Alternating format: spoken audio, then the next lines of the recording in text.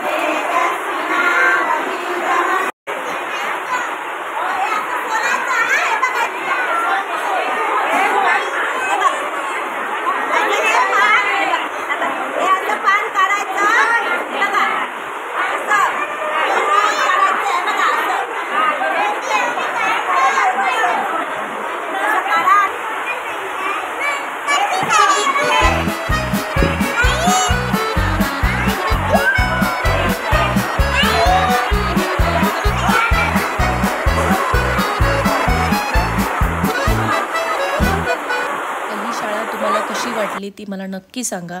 अशा शाळा तुम्हाला बघायला भेटतात की नाही ते पण सांगा. आणि माझा पूर्ण व्हिडिओ बघितल्याबद्दल धन्यवाद. असेच माझे व्हिडिओ पाहत राहा.